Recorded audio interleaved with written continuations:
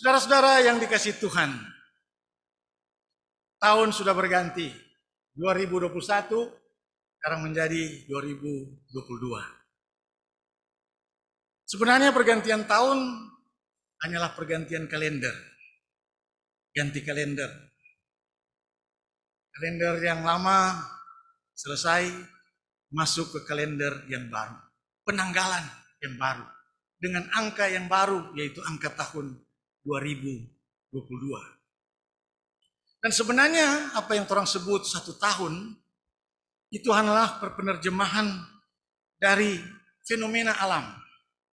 Fenomena alam yang kemudian dibagi dan dipilah-pilah menjadi waktu dan kemudian menjadi tahun. Yang pada intinya adalah perjalanan planet bumi dengan kecepatan yang tidak terkira.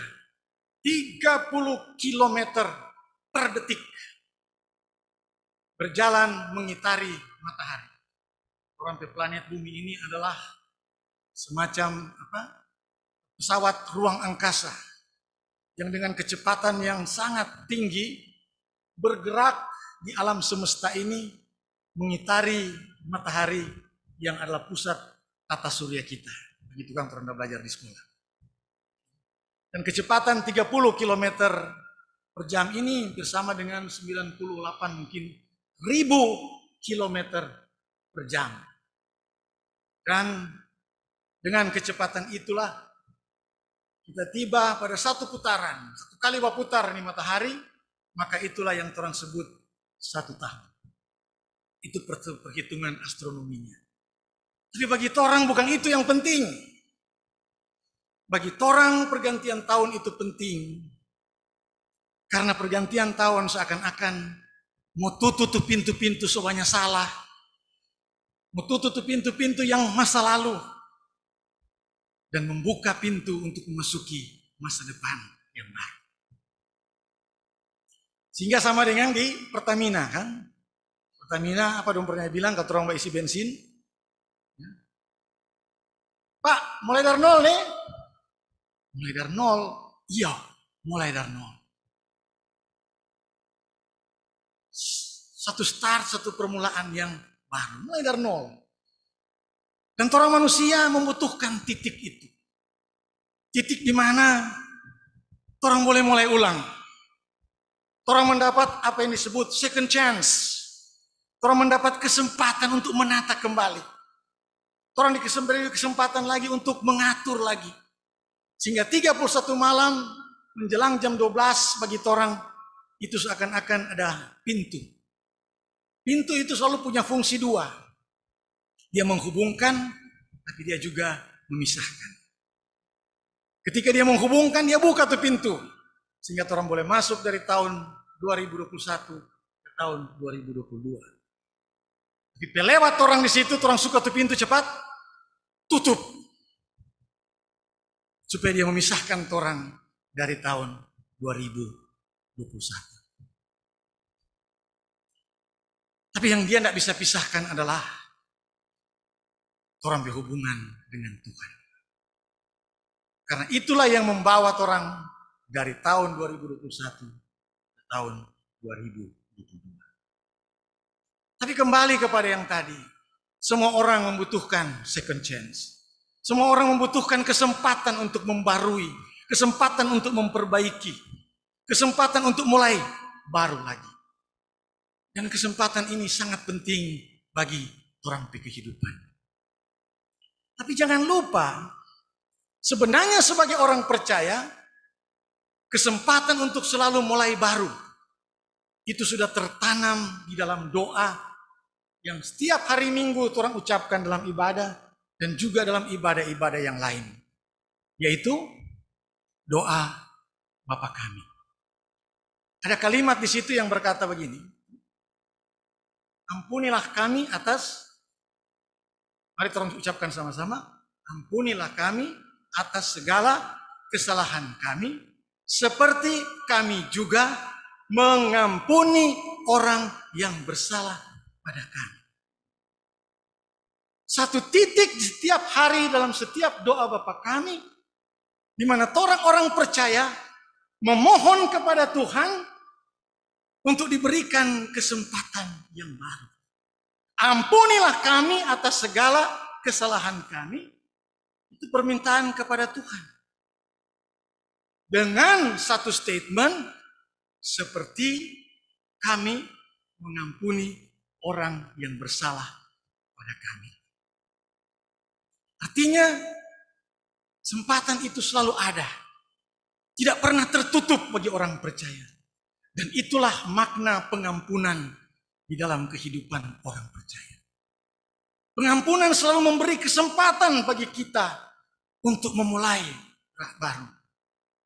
Start anew sesuatu. Dan pengampunan itu berarti baru itu harus dimulai dari relasi. Dari hubungan yang baik.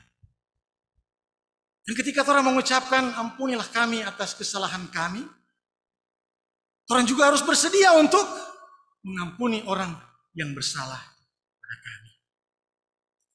Saudara-saudara yang dikasihi Tuhan, kalau orang perhatikan di dalam bahasa Yunani atau dalam bahasa Inggris misalnya, kata yang digunakan dalam doa Bapa Kami ini memang di gereja-gereja ada dua versi dalam bahasa Inggris. Kalau yang satu yang umum berlaku di gereja-gereja Protestan, Reform, itu forgive our debts as we forgive our debtors. Jadi ampunilah kami atas segala utang-utang kami, seperti kami mengampuni utang orang lain. Kalau di gereja-gereja seperti waktu saya tugas di Sri Lanka, itu gereja Metodis, orang gunakan kata lain. Forgive our trespasses as we forgive those who trespass against us. Jadi ampunilah kesalahan-kesalahan kami atau pelanggaran-pelanggaran kami seperti kami mengampuni orang-orang yang melakukan pelanggaran bagi diri kami. Tapi kata yang digunakan dalam kitab Injil Matius untuk kata yang orang katakan kesalahan itu adalah ophelema. Ophelema itu lebih cocok dengan kata utang. Orang yang berutang. Dan utang ini sebenarnya lebih kena dengan kehidupan. Karena ini menunjukkan berasal dari cara kehidupan kita di mana orang-orang yang saling berutang satu dengan yang lain menunjukkan kehidupan untuk hubungan yang timpang. Utang piutang itu menimbulkan banyak masalah dalam kehidupan. Dan orang-orang yang berhutang itu bisa satu waktu menjadi orang-orang yang tertindas. Saya berapa kali pergi ke Mamasa di Sulawesi, sekarang Sulawesi Barat ya. Dia termasuk Sulawesi Barat. Di Mamasa ada satu situs pariwisata. Di situ dikumpulkan rumah-rumah adat dari orang Mamasa. Dan ada 4 jenis rumah. Dari yang mewah sekali dengan ornamen-ornamen yang sangat indah. Sampai pada satu rumah yang tidak ada ornamen sama sekali. Hanya terdiri dari kayu-kayu biasa saja. Waktu tanya, ini rumah siapa? Ini rumah masyarakat paling bawah. Apa artinya masyarakat paling bawah? Ini masyarakat budak. Lalu tanya lagi, siapa boleh ada di tengah-tengah ngonipe komunitas itu ada budak? Dari mana perbudakan itu mulai? Perbudakan itu dimulai dari utang piutang. Pinjam, tidak sepulang. Tidak mampu kembalikan. Akhirnya tercipta hubungan yang timpang. Timpang artinya yang bapinjam merasa berhutang yang tidak bisa dibayar. Yang dipinjam ternyata merasa bahwa dia bos lebih tinggi dari yang lain. Dan secara lebih lama, setelah lebih lama, mengakibatkan akhirnya karena ketidakmampuan orang ini untuk bayar utang, dia menjual apa yang dia jual. Dirinya yang dia gadaikan. Oh kita coba kerja dorang. Nanti kita kerja 10 tahun, 15 tahun, mudah-mudahan dengan pekerjaan itu tutut utang. Lama-kelamaan nak tertutup, akhirnya DP anak harus mengambil alih DP papa utang. Dan terus menerus akhirnya terjadi relasi perbudakan yang tidak bisa dihindari. Dan kemudian tidak bisa lagi dibenahi. Ilustrasi ini, utang piutang ini, yang justru dipakai dalam doa Bapa kami ini.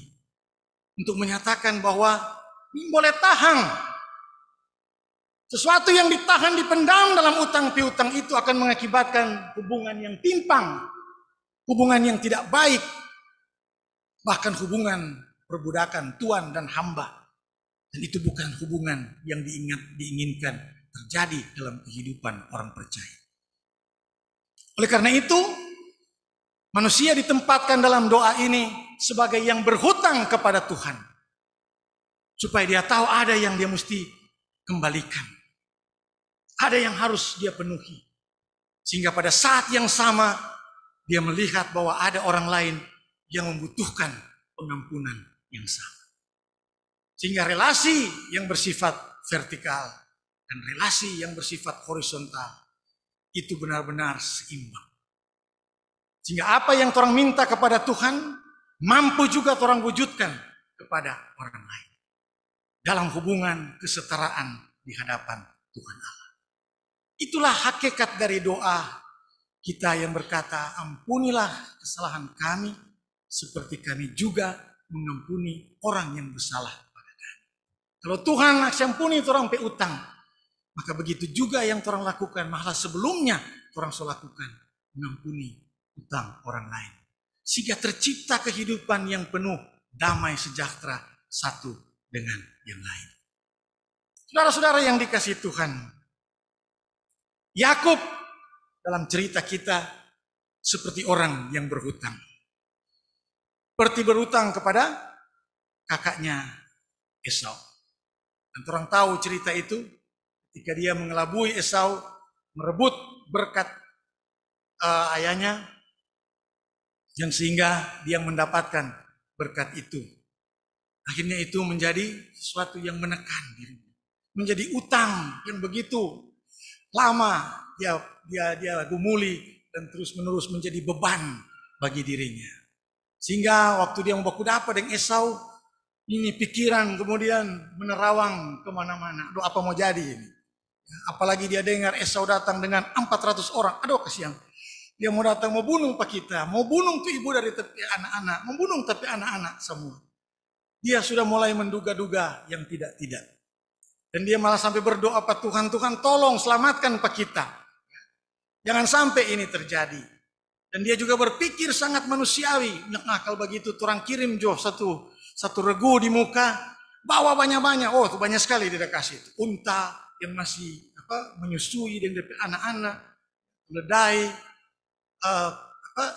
kerbau, sapi dan sebagainya. Itu diberikan. Untuk apa? Sogok. Mau buju Pak Esau. Ini ngapain? Kasih banyak-banyak. Sudah jangan bikin apa-apa. Dan itu dia kirimkan di muka. Sayang sekali orang pembacaan cuma berhenti di situ. Yaitu dia kirim itu kiriman. Tapi coba orang baca sebentar melihat. Di dalam Kejadian pasal 33. Ketika pertemuan itu sungguh-sungguh terjadi. Pasal 33.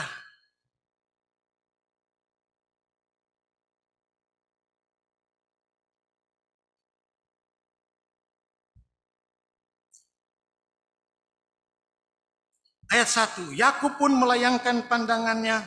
Lalu dilihatnya Esau datang dengan diiringi oleh 400 orang.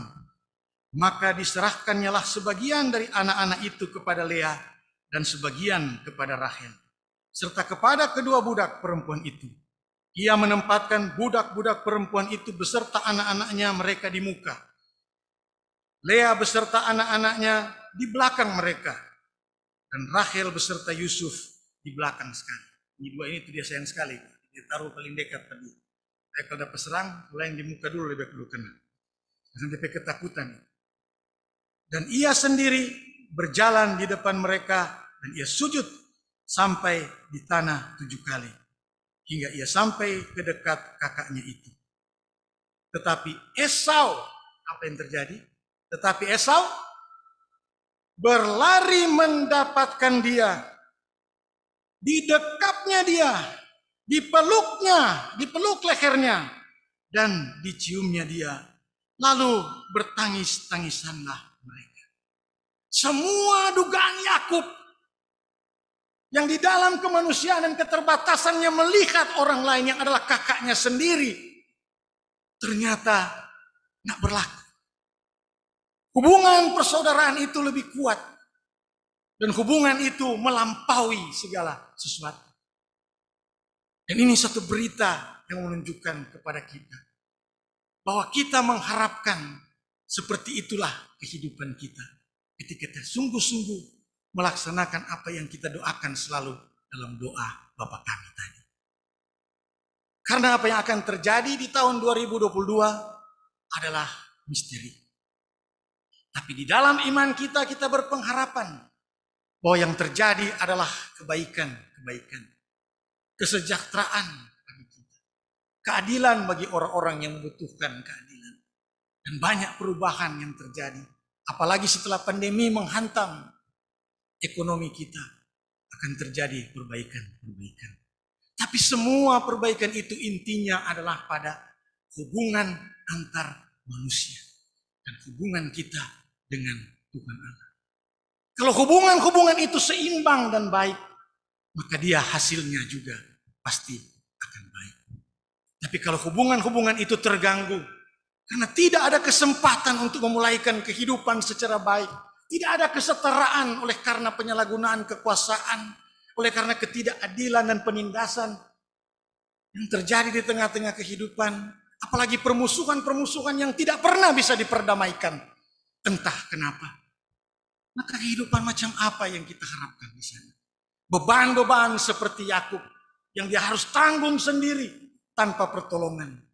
Dan ternyata beban-beban itu ketika terjadi perjumpaan kemanusiaan yang nyata, yang utuh, ternyata tuh cinta kasih lebih besar dari itu. Mau kiapanya nak baking itu Jodang? Kenapa bukan cinta kasih itu yang menguasai kehidupan kita? Kenapa harus hal-hal lain yang menguasai kehidupan kita? Bukankah hidup ini cuma satu kali yang seperti ini? Orang tidak pernah lagi punya kesempatan untuk hidup yang seperti ini. Selebihnya itu adalah urusan Tuhan. Maka kalau orang saling menghidupkan, apa salahnya? Baku baking senang, apa salahnya? Baku baking bahagia, apa salahnya? Saling menolong, apa salahnya? Kalau orang baking yang bagus-bagus, yang baik-baik, apa salahnya? Tapi untuk mengatakan apa salahnya, orang harus sadar bahwa di dalam orang pediri masih banyak keinginan-keinginan yang membatasi orang dari melakukan kebaikan itu. Iri hati, dengki, amarah, sombongan, dan banyak hal yang lain. Dan yang paling penting yang harus dibangun dalam kebersamaan itu adalah trust. Saling percaya satu dengan yang lain. Karena dunia kita sekarang ini sedang mengalami krisis kepercayaan seperti itu. Orang saling mencurigai satu dengan yang lain. Tidak aku percaya lagi. Tapi karena apa? Itu juga ada alasannya dalam terampai masyarakat. Dan ini yang kita mau bilang ulang ke orang semua. Terampai masyarakat sedang bergeser. Di era yang disebutkan post-truth ini dia. Itu kebenaran semakin hari semakin dilangkahi. Orang soalnya nak tako badusta. Orang soalnya nak tako menceritakan kebohongan. Orang soalnya nak tako menceritakan ketidakbenaran. Orang soalnya nak tako menyebarkan hoax. Karena apa? Karena tidak ada kontrol moral yang kuat. Dan kontrol moral bagi individu-individu ini tidak ada karena apa? Karena orang mentoleransi dusta. Mentoleransi kebohongan. Dan merelatifkan kebenaran. Dan ini terjadi di mana-mana. Oh cuma kok dusta kecil. Tidak apa-apa. Tapi itu ketika diulang-ulang dan terjadi terus-menerus dalam kehidupan. Maka dia merelatifkan kebenaran. Tidak apa-apa. Dia salah. Tidak apa-apa. Akhirnya hubungan-hubungan yang ada itu dia bisa berkembang menjadi hubungan yang sangat superficial. Cuma di permukaan dapat lihat bagus. Cuma di permukaan senyum-senyumnya dapat takut tuh senyum. Tapi di dalam itu keropos. Apalagi di zaman sekarang ini, orang kehidupan persekutuan sedang terancam. Masuknya budaya digital mengancam orang hubungan satu dengan yang lain. Orang sekarang kurang lebih suka bawa WA daripada bertelepon. Orang lebih suka pakai bertulis daripada bicara. Apalagi pertemuan-pertemuan langsung dibatasi, maka kehidupan bersama itu persekutuan tidak ada. Padahal kebersamaan, apa yang tadi orang bilang, second chance, kehidupan yang baik, cuma bisa diwujudkan ketika ada orang lain di dekat kita yang bisa hidup sebagai manusia dalam kebersamaan itu. Maka biarlah tahun 2022 ini akan menjadi tahun yang menceritakan kisah-kisah baru dalam terang kehidupan. Pendamaian, rekonsiliasi, menceritakan hubungan-hubungan yang diperbaiki dan kemanusiaan yang kembali diutuhkan. Apapun persoalan tantangan yang kita hadapi, jangan pernah lupakan bahwa yang kita urus, yang berhubungan dengan kita setiap hari adalah manusia ciptaan Allah yang di dalamnya adalah gambar dan rupa Allah.